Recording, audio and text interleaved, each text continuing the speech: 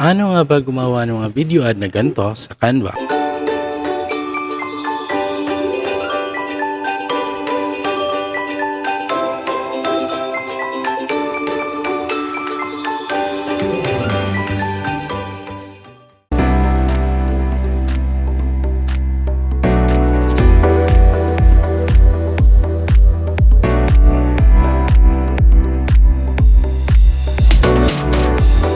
Maganda ito sa may mga business online or online selling or kahit hindi.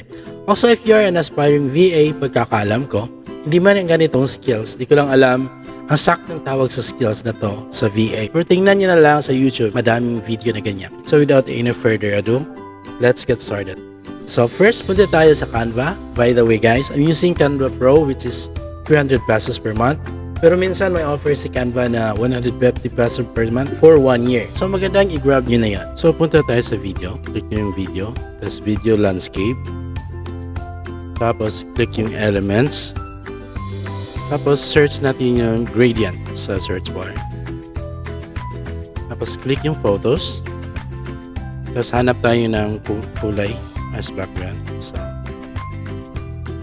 set image as background. Hanap pa tayo ng isa. Ayan. Adjust nyo lang based sa size niya. Tapos ikot natin ang konti. Medyo kulang pa, so adjust natin.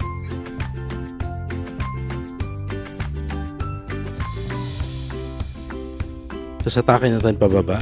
Magtira lang ng kaunti para hindi siya mawala sa ano. Tapos punta tayo sa upload. Nag-download na ako kanina ng image ng cellphone. So tanggalan natin yan ng background. Gamit yung background remover.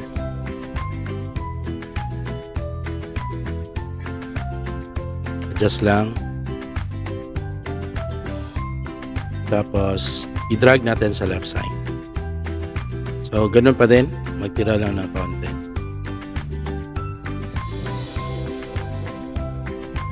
Tapos punta tayo sa sa scene 1. I-adjust natin yung duration niya. So 3.4. Yan, enough na yan. Tapos right click. Tapos duplicate page. Yan. Tapos maglagay muna tayo ng transition. Match and move. Tapos set natin sa 1 second yung transition niya, yung duration.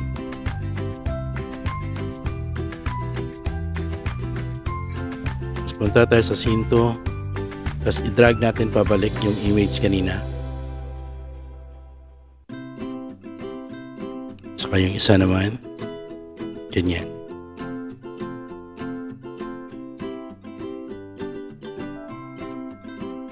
So add text naman tayo. Punta tayo sa text. Tapos add text box. Tapos baguhin natin yung font. Anton yung gagamitin ko.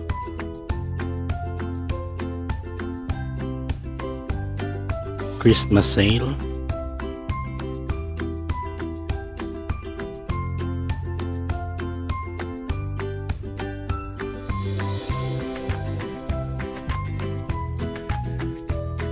Tapos adjust natin yung line spacing. Ayan. Konti lang. Baguhin naman natin yung kulay. So, since Christmas, pwede na to sa red. Tapos maglagay tayo ng effects. Shadow. Mas maganda yung shadow. Tapos palitan natin yung kulay. Gray. Mas maganda.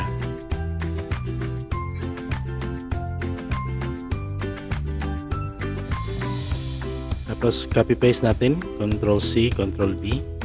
Tapos drag lang.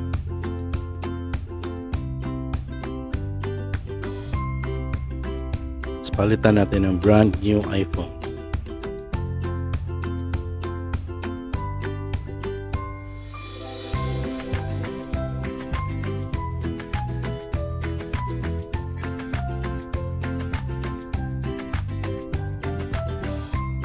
Tapos palitan natin yung effects niya.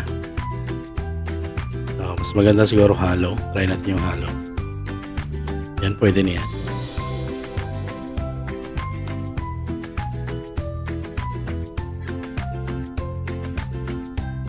So, maglagay tayo ng animation. I-animate natin.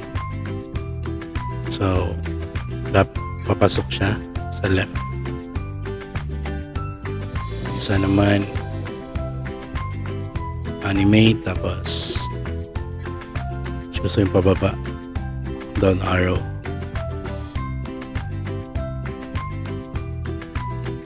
Tapos yung iPhone naman papasok sa left. Mas maganda.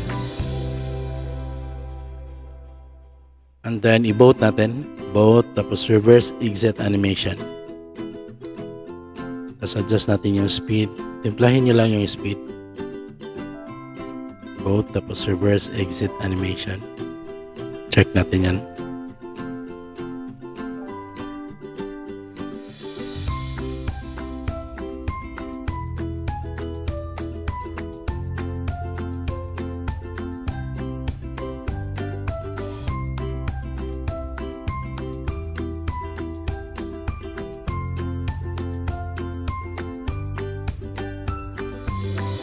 Tapos adjust natin yung duration ng text. Kasi pag naglalagay tayo ng transition, nasisira yung duration niya. So adjust lang. Ganyan. So okay na siya. Adjust natin na konti para mas magandang tingnan.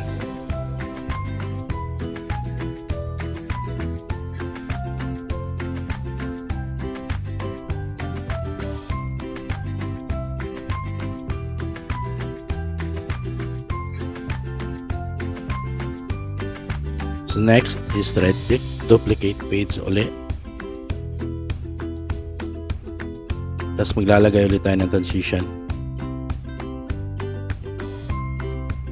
Match and move, and then 1 second.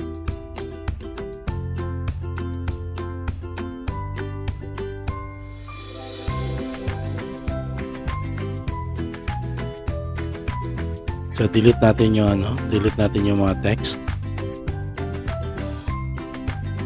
Tapos adjust yung image. Lakihan natin.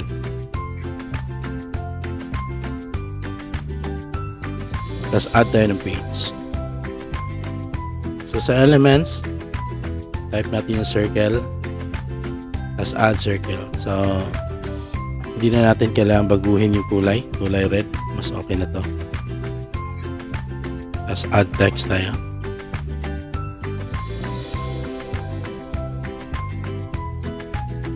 Big Spartan.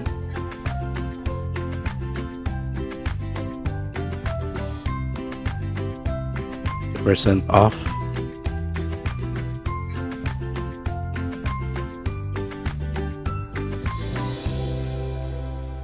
Palitan natin yung kulay ng white. So, pwede na yan. Tapos punta tayo sa share. Tapos download. Tapos set natin to PNG. Check natin yung transparent background. Select all. Tapos check lang natin yung 50% off. So click yung download.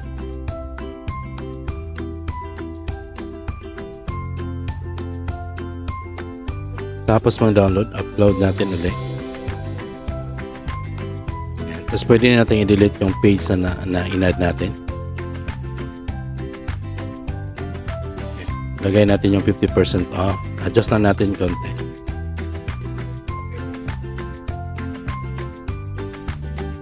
Yan. Tapos animate. So depende yun sa inyo. Pero yung gagamitin ko dito yung stamp. So pwede kang gumamit kahit ano. Depende sa style nyo. So adjust lang natin ulit yung duration ng ano. Yan. Check natin lahat. Tapos ulit. Tapos right click, duplicate page ulit. So tanggalin natin yung animation. Ng ano. Tapos adjust natin. Lagay natin sa right side. taas.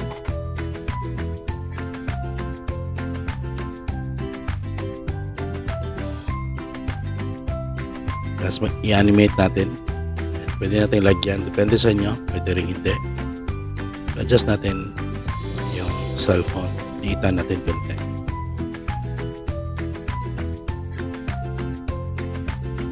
Add tayo ng transition. So, huwag kalimutan. Mag-add ng transition. Ayan. Sira na naman. So, adjust na naman.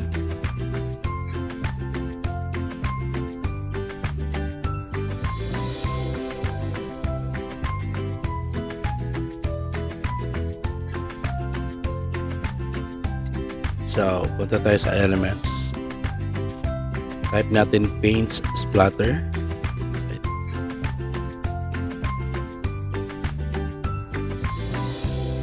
Tapos hanap tayo ng paint na background. Maganda.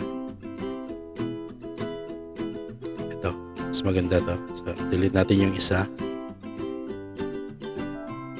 Palitan natin yung kulay. Pwede na yan. Adjust lang.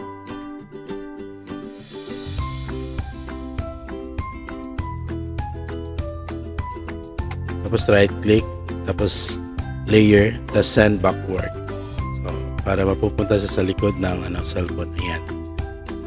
So, lagyan natin ng animation. Pan natin. Enter. Ayan, papasok. Adjust natin yung speed. Tapos yung duration. Lagi nyong bantayan yung duration talaga. Nagbabago kapag naglalagay tayo ng transition. So, add text tayo.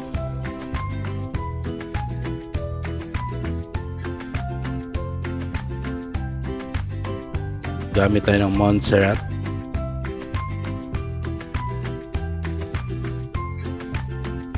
Limited time offer. Don't miss out.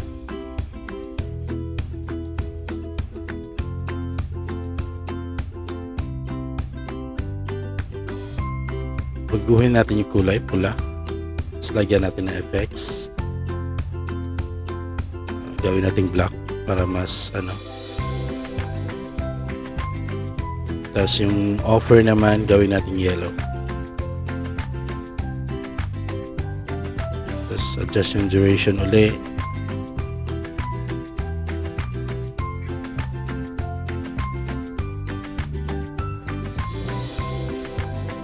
Tapos maglagay tayo ng animation. So right click yung page, duplicate page uli. Then lagay ng transition.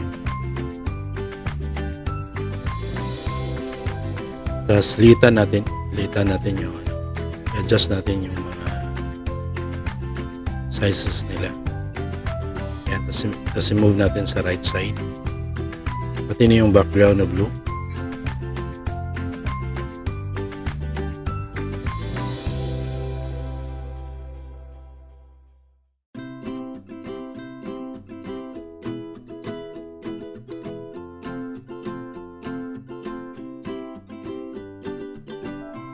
So, add natin yung phone na dinownload ko. Tanggalan natin na background. Adjust natin yung size. Tapos ikot natin ng konti. Just adjust lang.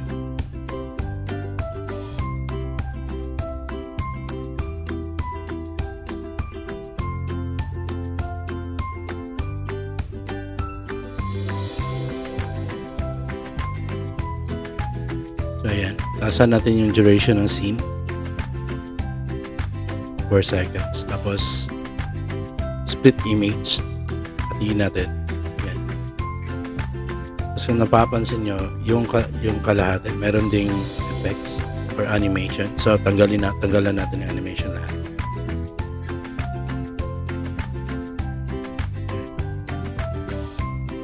So, ayan. Wala nang mga animation. So, delete natin yung image. Tapos add text tayo.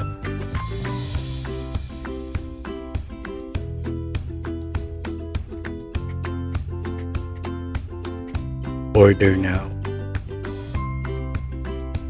Lagay natin dito sa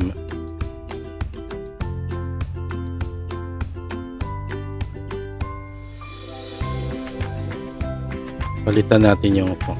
Mas maganda siguro League of Spartan na yan.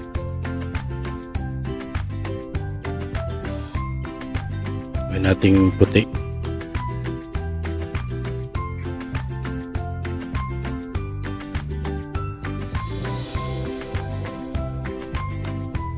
So balik tayo sa previous scene, tapos copy natin yung phone. Yan. Control C lang, tapos Control V. Yan. So adjust lang, dikit natin. So yan yung mangyayari. So lagyan natin ng animation. Yung nilagay natin na bagong image.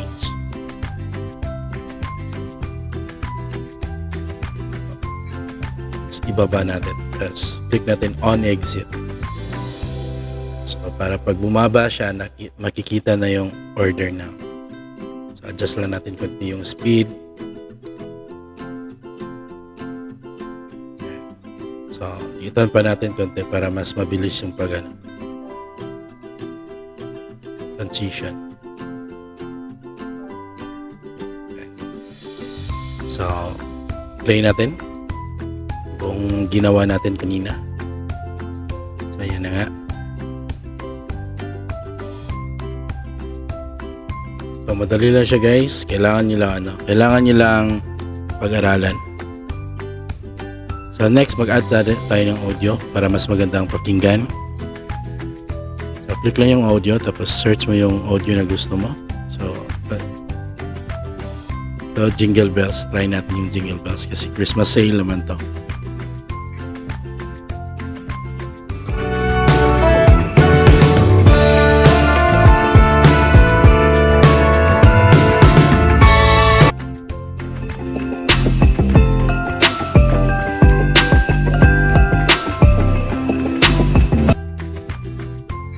Mas gusto ko to gamitin natin. So para mabawasan yung haba ng intro, pwede mo yung split tapos delete page. Mas ganun din sa ganun din sa music. Check natin saan yung pangit na portion.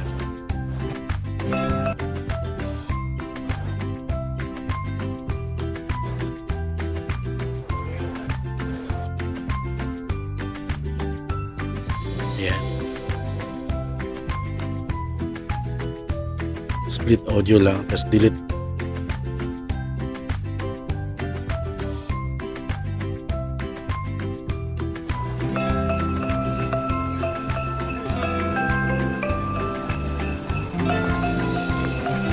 Ayan na nga.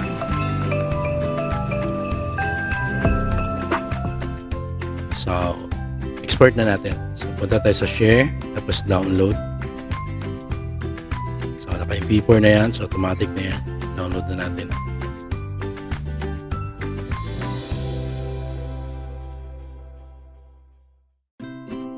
So, ito na yung final output natin guys.